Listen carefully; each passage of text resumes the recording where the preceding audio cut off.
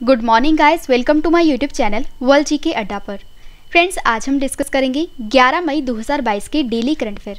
तो video start करने से पहले फ्रेंड्स मैं आपको कल वाले करंट अफेयर यानी कि 10 मई 2022 के डेली करंट अफेयर रिवाइज करवा देती हूँ। तो हमारा फर्स्ट क्वेश्चन है, हिंदुस्तान पेट्रोलियम कॉर्पोरेशन लिमिटेड के नए सीएमडी कौन बने हैं? आंसर है पुष्प कुमार जोशी। अगला क्वेश्चन है, किस राज्य की सरकार ने बालिकाओं के अच्छे भविष्य के लिए लाडली लक्ष्मी योजना को लॉन्च किया है? आंसर है Madhya Pradesh. Tennis tournament Madrid open 2022 में पुरुषों का सिंगल्स खिताब किसने जीता है? आंसर है कार्लोस अल्कराज ने। विश्व रेड क्रॉस दिवस 2022 कब मनाया गया है? आंसर है 8 मई को। वैश्विक वाहन निर्माता कंपनी टीवीएस मोटर के नए प्रबंध निदेशक कौन बने हैं? आंसर है सुदर्शन वेणु। अगला क्वेश्चन है, भारत की पहली regional rapid transit system train किस संयुक्त उद्यम कंपनी को सौंपी गई है? आंसर है एनसीआरटीसी। अगला क्वेश्चन है, सर्वोच्च न्यायालय ने एनएसईएल डिफॉल्टरों से पैसों की वसूली के लिए बॉम्बे हाई कोर्ट के किस सेवानिवृत्त न्यायाधीश की अध्यक्षता में एक उच्च स्तरीय समिति का गठन किया है? आंसर है न्यायाधीश प्रदीप नंद्राजोग। अगला क्वेश्चन है, किस देश ने दुनिया की सबसे बड़ी फिल्म पुनरुद्धार परियोजना को शुरू किया है? आंसर है भारत ने। विश्व थैलेसीमिया दिवस 2022 कब मनाया गया है? आंसर है 8 मई को। लास्ट क्वेश्चन है रिवीजन का, चीन में होने वाले एशियन गेम्स 2022 को किस वर्ष तक स्थगित कर दिया गया है? आंसर है 2023 तक। तो फ्रेंड्स, मैंने आपको 10 मई 2022 के डेली करंट अफेयर रिवाइज करवा दिए और अब मैं आपको आज का करंट अफेयर यानी कि 11 मई 2022 के डेली करंट अफेयर करवा देती हूँ। तो हमारा फर्स्ट क्वेश्चन है, फार्मूला 1 कार रेस जिसका नाम है मियामी ग्रैंड प्रिक्स 2022, ये किसने जीती है? तो इस क्वेश्चन का सही आंसर है ऑप्शन ए मैक्स वर्स्टैपेन ने। तो फार्मूला 1 कार रेस है मियामी ग्रैंड प्रिक्स 2022 जो जीती है मैक्स वर्स्टैपेन ने। फ्रेंड्स, आपको बता दूं कि फार्मूला 1 विश्व चैंपियन है मैक्स वर्स्टैपेन जो कि रेड बुल के रेसर हैं। इन्होंने चार्ल्स लेक्लर को हराकर मियामी ग्रैंड प्रिक्स 2022 ये खिताब जीत लिया है। और जो चार्ल्स लेक्लर हैं जो कि फेरारी के रेसर हैं, ये मियामी ग्रैंड प्रिक्स 2022 में दूसरे स्थान पर हैं। और स्पेनिश टीम के साथ ही जो कार्लोस सैंज हैं जो कि फेरारी के रेसर हैं, ये मियामी ग्रैंड प्रिक्स 2022 में तीसरे स्थान पर हैं। और जानकारी के लिए आपको ये भी बता दूं कि मैक्स वर्स्टैपेन की यह इस सत्र की 5 रेस में तीसरी जीत है। और फ्रेंड्स, आइए अब हम 2022 में फार्मूला 1 कार रेस विजेताओं के नाम जान लेते हैं। तो बहरीन ग्रैंड प्रिक्स 2022 जीती है चार्ल्स लेक्लर ने जो कि फेरारी के रेसर हैं, ये मोनाको के रहने वाले हैं।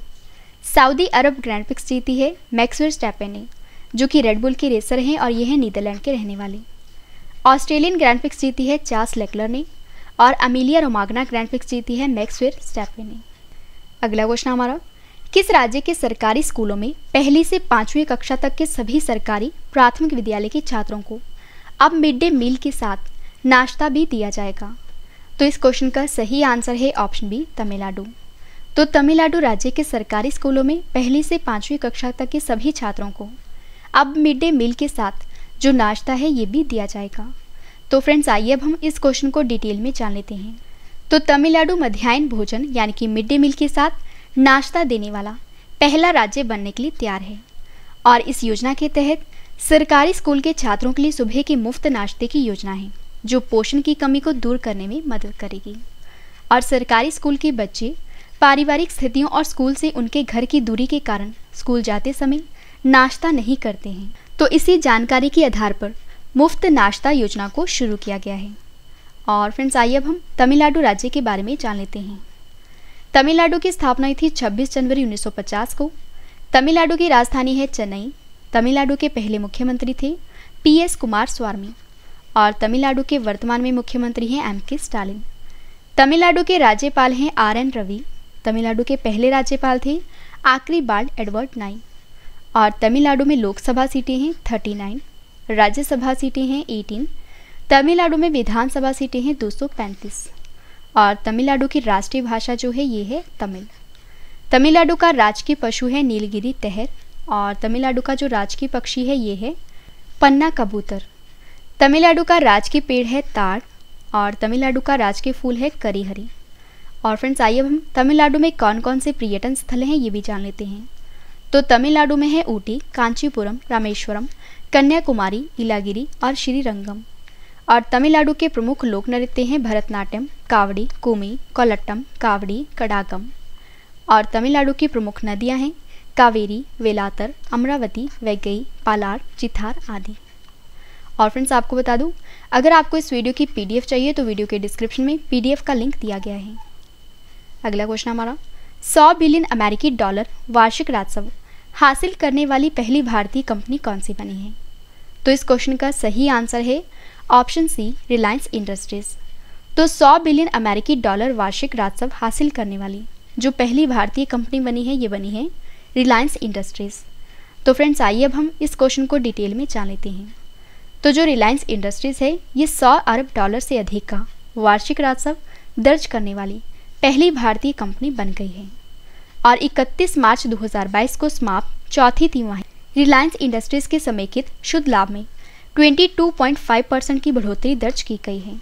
और जानकारी के लिए फ्रेंड्स आपको ये भी बता दूं कि रिलायंस कंपनी ने खुदरा, डिजिटल सेवाओं और तेल और गैस कारोबार में वृद्धि दर्ज की है।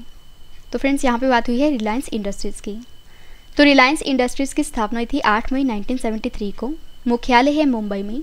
संस्थापक हैं धीरूभाई अंबानी और रिलायंस इंडस्ट्रीज़ के जो चेयरमैन और एमडी हैं, इनका नाम है मुकेश अंबानी। अगला क्वेश्चन हमारा, किस भारतीय एथलीट ने 5000 मीटर रेस में 30 साल पुराना रिकॉर्ड तोड़ा है? तो इस क्वेश्चन का सही आंसर है ऑप्शन ए, अविनाश सहगल ने।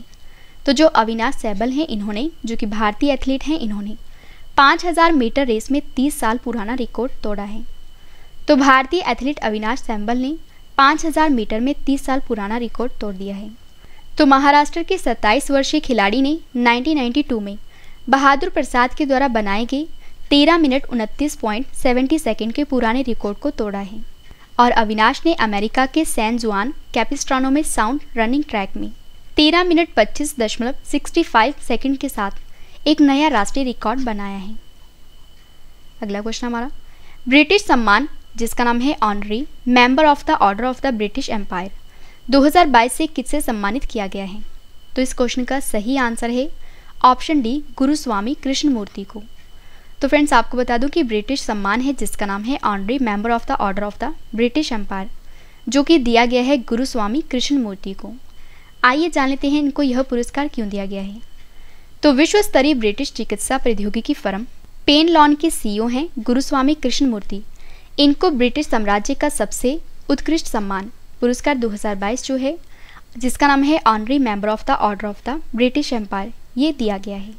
और इस प्रतिष्ठित पुरस्कार की स्वीकृति जो है ये यूके के बकिंघम पैलेस लंदन में ब्रिटेन की रानी के द्वारा की जाती है। और MBA यानी कि member of the order of British Empire, यह पुरस्कार जो है ये उस समुदाय में महान उपलब्धि या योगदान की मान्यता में दिया जाता है जिसका दीर्घकालिक महत्वपूर्ण प्रभाव पड़ा है और दूसरों के लिए एक उदाहरण के रूप में कार्य करता है। और फ्रेंड्स अगर आपको साइंस, मैथ, कंप्यूटर और राज्य से रिलेटेड स्टैटिक जीके पढ़नी है तो हमारी जो दूसरी वीडियो का टाइम है ये है शाम के 4 बजे। अगर आपको डेली करंट अफेयर पढ़ना है डिटेल में तो हमारे इस वीडियो का टाइम है सुबह के 4 बजे। और जिन फ्रेंड्स ने अभी तक हमारे इस चैनल को सब्सक्राइब नहीं किया है तो वो हमारे इस चैनल को सब्सक्राइब कर लीजिए। हमारे इस चैनल का नाम है वर्ल्ड जीके अड्डा। अगला क्वेश्चन हमारा, किस केंद्र शासित प्रदेश या राज्य ने मुख्यमंत्री मुफ्त सीवर कनेक्शन योजना को शुरू किया है? तो इस क्वेश्चन का सही आंसर है ऑप्शन ए, दिल्ली की सरकार ने। तो दिल्ली की सरकार ने मुख्यमंत्री मुफ्त सीवर कनेक्शन योजना को शुरू किया है। तो आइए इस योजना का मुख्य उद्देश्य जान लेते हैं।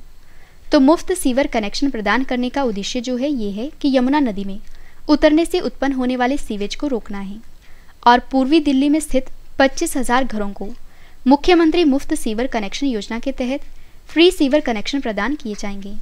और दिल्ली सरकार मुस्तफाबाद और करावल नगर की 12 कॉलोनियों में मुफ्त सीवर कनेक्शन मुहैया कराएगी। और फ्रेंड्स आइए अब हम नई दिल्ली की प्रमुख योजनाओं के बारे में जान लेते हैं।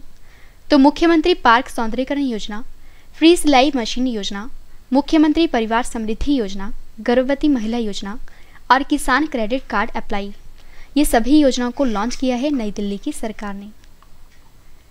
अगला क्वेश्चन हमारा, 24वें मूक बधिर ओलंपिक 2022 में पुरुषों की 10 मीटर एयर पिस्टल स्पर्धा में स्वर्ण पदक किसने जीता है? तो इस क्वेश्चन का सही आंसर है ऑप्शन ए, अभिनव देशवाल ने। तो 24वें मूक बधिर ओलंपिक 2022 में पुरुषों की 10 मीटर एयर पिस्टल स्पर्धा में जो गोल्ड मेडल है ये जीता है अभिनव देशवाल ने। तो फ्रेंड्स आइए अब हम इस क्वेश्चन को डिटेल में जान लेते हैं। तो जो अभिनव देशवाल हैं इन्होंने ब्राजील के कासियास डो सुल में चल रहे 24वें मूक बधिर ओलंपिक में निशानेबाजी में भारत के लिए दूसरा स्वर्ण पदक जीता है। और शूट ऑफ में स्वर्ण जीतने से पहले वह रजत जीतने वाले यूक्रेनियन ओलेक्सी लेजेबनिक के साथ बराबरी पर थे। और भारत ने 24वें डेफ ओलंपिक में निशानेबाजी प्रतियोगिता में 4 पदक जीते हैं। अगला क्वेश्चन हमारा क्रिप्टो एनालिटिक्स फर्म है जिसका नाम है चैनलाइसिस द्वारा जारी किए गए 2021 के आंकड़ों के अनुसार जो भारत है ये क्रिप्टो लाभ के मामले में कौन से स्थान पर है। तो इस क्वेश्चन का सही आंसर है ऑप्शन बी 21वें। तो फ्रेंड्स आपको बता दूं कि क्रिप्टो एनालिटिक्स फर्म है जिसका नाम है चैनलाइसिस द्वारा जारी किए गए 2021 के आंकड़ों के आधार पर जो भारत है यह क्रिप्टो लाभ के मामले में 21वें नंबर पर। तो फ्रेंड्स आपको बता दूं कि क्रिप्टो एनालिटिक्स फर्म चैनलाइसिस के द्वारा जारी किए गए आंकड़ों के आधार पर दुनिया भर के निवेशकों ने 2021 में 162.7 बिलियन डॉलर का कुल क्रिप्टो लाभ प्राप्त किया है। और यह चैनलाइसिस के द्वारा लगातार जारी दूसरा डाटा है। और क्रिप्टो करेंसी परिसंपत्तियों में इथेरियम सबसे उल्लेखनीय लाभार्थी है। और फ्रेंड्स आपको बता दूं कि जो अमेरिका है ये 49.95 बिलियन अमेरिकी डॉलर के अनुमानित एहसास क्रिप्टो लाभ के साथ टॉप पे है। और अमेरिका के बाद यूनाइटेड किंगडम है दूसरे नंबर पर। और जो भारत है ये लगभग 1.85 बिलियन डॉलर के वास्तविक लाभ के साथ 21वें नंबर पर है। अगला क्वेश्चन है विश्व ल्यूपस दिवस 2022 कब मनाया गया है। तो इस क्वेश्चन का सही आंसर है ऑप्शन डी 10 मई को। तो वर्ल्ड ल्यूपस डे मनाया गया है 10 मई को। तो प्रत्येक वर्ष ल्यूपस बीमारी को लेकर जागरूकता बढ़ाने के लिए यह दिवस मनाया जाता है। और जो ल्यूपस है ये एक ऑटो इम्यून रोग है जो शरीर के किसी भी भाग को नुकसान पहुंचा सकता है। और ऑटो इम्यून बीमारी में प्रतिरक्षा तंत्र के लिए मानव शरीर की स्वस्थ कोशिकाओं और बाहरी कोशिकाओं के बीच का अंतर समाप्त हो जाता है। और ल्यूपस बीमारी के सामान्य लक्षण में तेज बुखार, लगातार मुंह का अल्सर, जोड़ों तथा मांसपेशियों में दर्द और अधिक थकान का बना रहना शामिल होता है। नेक्स्ट और लास्ट क्वेश्चन करें इस वीडियो का। हाल ही में आई रजिस्ट्रार जनरल ऑफ इंडिया की सिविल रजिस्ट्रेशन सिस्टम रिपोर्ट 2020 के अनुसार किस केंद्र शासित प्रदेश में सबसे ज़्यादा लिंग अनुपात दर्ज किया गया है। तो इस क्वेश्चन का सही आंसर है ऑप्शन ए लद्दाख में। तो फ्रेंड्स आपको बता दूं कि हाल ही में आई रजिस्ट्रार जनरल ऑफ इंडिया की सिविल रजिस्ट्रेशन सिस्टम रिपोर्ट 2020 के अनुसार लद्दाख में सबसे ज़्यादा लिंग अनुपात दर्ज किया गया है। तो रजिस्ट्रार जनरल ऑफ इंडिया की सिविल रजिस्ट्रेशन सिस्टम रिपोर्ट 2020 से पता चलता है कि SRB प्रति 1000 लड़कों पर पैदा होने वाली लड़कियों की संख्या लद्दाख में 1104 के लिए सबसे अधिक है। और इसके बाद अरुणाचल प्रदेश और इसके बाद है अंडमान निकोबार द्वीप और त्रिपुरा। और फ्रेंड्स यहाँ पर बात हुई है लद्दाख की। तो जैसे कि आपको सभी को पता है लद्दाख भारत का केंद्र शासित प्रदेश है। लद्दाख की स्थापना हुई थी 31 अक्टूबर 2019 को। लद्दाख की राजधानी है लेह और कारगिल। लद्दाख के जो उपराज्यपाल हैं इनका नाम है राधा कृष्ण माथुर। और लद्दाख उच्च न्यायालय के मुख्य न्यायाधीश का नाम है पंकज मित्तल। और लद्दाख में पेंगोंग झील और सो मोरेरी झील हैं। तो फ्रेंड्स मैंने आपको आज के इस वीडियो में 11 मई 2022 के डेली करंट अफेयर करवा दिए। फ्रेंड्स वीडियो पसंद आए तो वीडियो को लाइक और शेयर करना ना भूलें। तो आज के लिए बस इतना ही। अब हम मिलते हैं नेक्स्ट वीडियो में। तब तक के लिए जय हिंद जय भारत।